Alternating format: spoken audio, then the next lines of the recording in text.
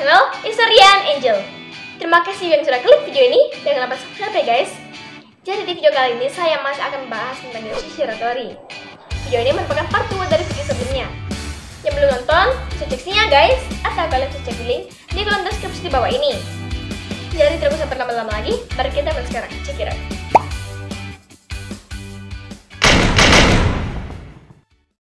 Pada tahun 1933, Yoshi ini ditangkap karena dia dicurigai terlibat dalam kasus perampokan dan pembunuhan. Si Yoshi ini pun memulai aksinya pada pukul setengah 6 pagi dengan menggunakan sebuah kawat. Dan dia pun berhasil membuka pintu selnya dan semua pintu pengaman yang ada di penjara Omori dan berhasil melarikan diri. Tapi sayangnya, saat Yoshi ini pergi ke toilet, Kobayashi ini menelpon polisi dan akhirnya Yoshi pun kembali ditangkap. Tapi bagaimana Yoshi ini kabur lagi ya guys? Padahal kan dia sudah diikat dengan borgol yang tidak bisa dibuka. Dia pun juga dikurung dalam sel yang tidak bisa ditembus. Mau tahu kisah selanjutnya? Ditunggu part 2-nya. Rencana Yoshi untuk kabur sebenarnya sudah dimulai dari 6 bulan sebelumnya. Jadi, pada saat udara sudah mulai hangat, Yoshi ini pun mulai menjalankan rencananya untuk melarikan diri. Setiap hari, saat petugas penjara mengantarkan makanan untuknya, Yoshi ini menumpahkan sedikit demi sedikit sumiso itu ke borgol di tangannya dan juga ke borgol di kakinya. Dan sumiso yang terakhir kali masuk di mulutnya tidak langsung di telannya, tapi dibiarkan begitu saja. Sampai saat petugas tidak mengawasinya, dilepaskannya lah sumiso itu ke jeruji besi yang ada di pintu. Dengan cara ini, Yoshi memanfaatkan kandungan garam pada sumiso untuk memicu reaksi korupsi pada borgol dan juga pada jeruji besi tahanan. Dan benar saja, setelah beberapa bulan akhirnya kerja kerasnya pun membuahkan hasil. Salah satu sekrup pada jeruji besi itu akhirnya terlepas. Yoshi ini menggunakan sekrup itu untuk melepaskan sekrup lain pada jeruji besi itu dan juga untuk melepaskan borgol yang ada di tangannya. Setelah berhasil melepaskan borgolnya, Yoshi ini menggunakan keahlian yang lain, yaitu melepaskan sendi-sendi yang ada di tubuhnya untuk melewati sel tahanan yang ukurannya lebih kecil dari tubuhnya. Keahliannya ini tidak diketahui oleh siapapun.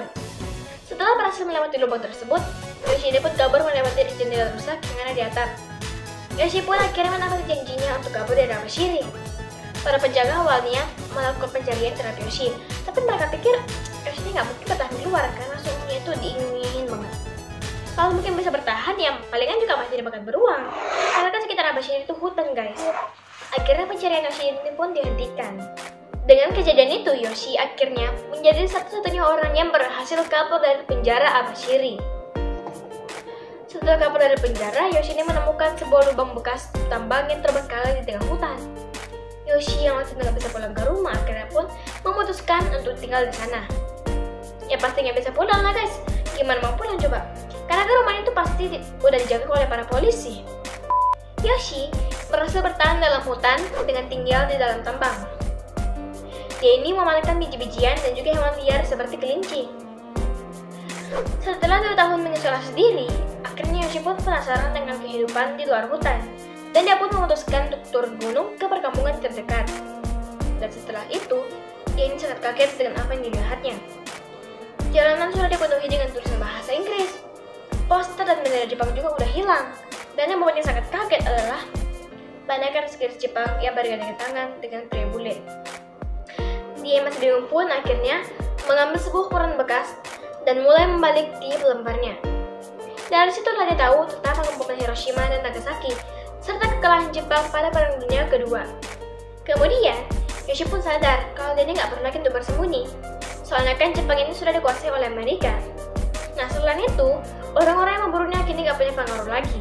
Yoshi pun memutuskan untuk pulang ke Omori supaya bisa berkumpul bersama keluarganya kembali. Setelah berjalan selama 15 hari, sampailah Yoshi di Sapporo.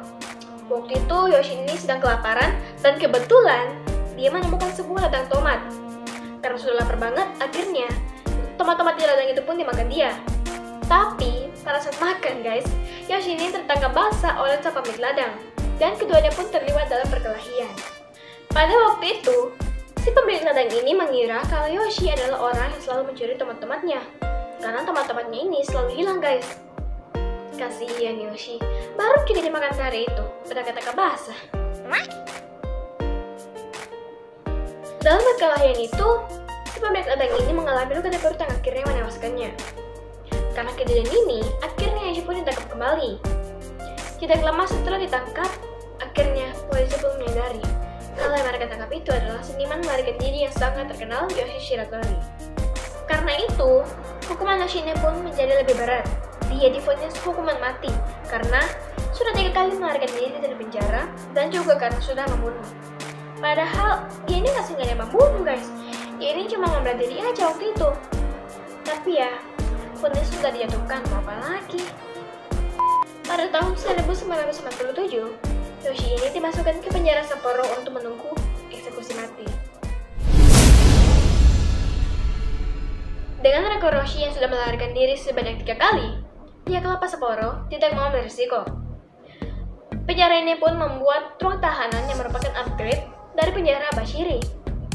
Ruang tahanan ini memiliki baja yang lebih kuat dan juga lubang jeruji yang besarnya tidak lebih besar dari kepala si Yoshi ini.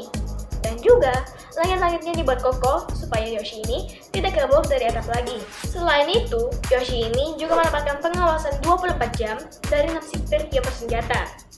Para sipir juga rutin mengecek sel tahanan Yoshi saat Yoshi ini pergi mandi. Ya siapa tahu kan ada kawat atau mungkin pintu yang udah karat gitu ya guys.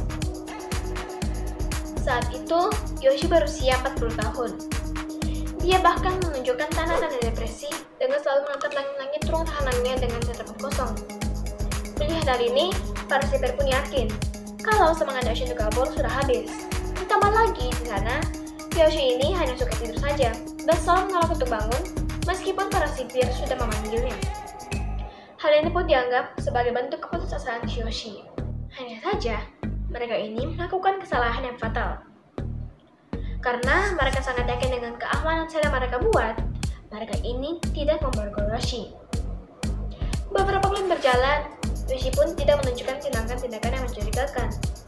Sampai pada suatu pagi, saat sipir ini memutuskan untuk mengecek sel tahanan Yoshi karena Yoshi ini gak merespon, mereka kaget dengan apa yang mereka lihat. Yang ada di balik selimut itu bukanlah Yoshi, melainkan tumpukan kayu yang ditata mirip dengan tubuh manusia. Sedangkan Yoshi ini sudah lenyap tak berbekas. Bagaimana bisa dia kabur ya guys? Banyak kali akal dia. Pada titik inilah, kejeniusan Yoshi ini terbukti. Ternyata, selama ini Yoshi bertindak seperti orang depresi hanya untuk mengalihkan fokus para sipir saja. Dia selalu melihat ke atas untuk membuat para sipir berpikir kalau dia ini akan kabur lagi lewat atas. Tapi para sipir ya berpikir, gak mungkin lah, soalnya kan sudah dibuat kokoh. Yoshi berhasil mengelabui para sipir penjara. Akhirnya, sambil berpura-pura putus asa, dia ini pun selalu tidur dalam selnya. Dan ternyata guys, saat tidur itu, dia ini sedang menggali tanah di bawah kasurnya.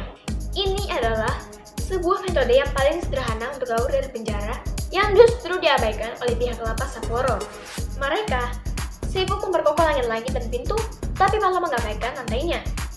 Jadi, setiap kali sudah selesai menggali, ditutup kembali pakai kayu, dan di atasnya ditaruhlah kasurnya.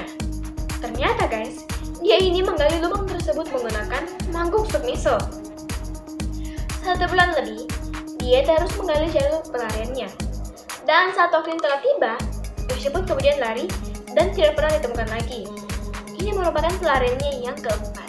Setahun berlalu, Yoshi ini mulai lelah hidup dalam pelarian. Pada suatu pagi, di tahun 1948, Yoshi ini bertemu dengan seorang polisi yang tidak sengaja duduk di sampingnya. Polisi ini kemudian berbincang-bincang dan menawarkannya rokok. Tindakan ini membuat Yoshi sangat tersentuh. Secara, rokok pada waktu itu adalah barang mewah. Yoshi merasakan kebaikan yang tidak pernah ia rasakan dari pihak aparat hukum. Sambil menghisap rokok pemberian polisi tadi, Yoshi pun mengatakan nama lengkapnya dan mengatakan bahwa dirinya adalah buron yang kabur dari penjara Sapporo setahun yang lalu. Yoshi sudah siap dengan segala konsekuensinya saat dia mengungkapkan hal itu. Polisi itu kemudian menangkap Yoshi dan Yoshi pun disidang lagi. Tapi kali ini, semuanya berjalan sangat berbeda.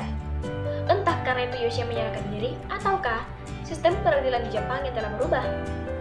Kali ini, para juri di pengadilan mau mendengarkan cerita Yoshi, dan mereka tidak mengabaikan fakta bahwa kematian petani di Sapporo kemungkinan adalah tindakan pembelaan diri.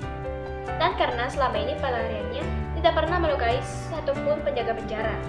Dengan fakta itu, para juri di persidangan mulai menaruh simpati kepada Yoshi dan membatalkan hukuman matinya dan diganti dengan hukuman 20 tahun penjara. Dalam persidangan ini, majelis hakim akhirnya mengabulkan permintaan Yoshi untuk ditahan di penjara yang ada di kota Tokyo. Setelah persidangan selesai, Yoshi pun dipindahkan ke penjara Fuchu. Di sana, untuk pertama kalinya, Yoshi diperlakukan dengan baik oleh para sipir penjara. 14 tahun kemudian, yaitu pada tahun 1961, akhirnya Yoshi pun bebas bersyarat.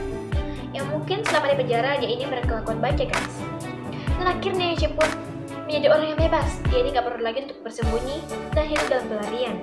Tapi, meskipun Yoshi ini sudah bebas, dia ini tidak masuk pulang ke Aomori.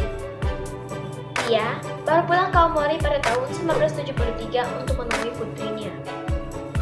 Dalam pertemuan yang canggung itu, Yoshi tidak mengucapkan kata-kata pun. Tapi terlihat jelas di matanya sorot kerinduan yang telah lama dia pendam.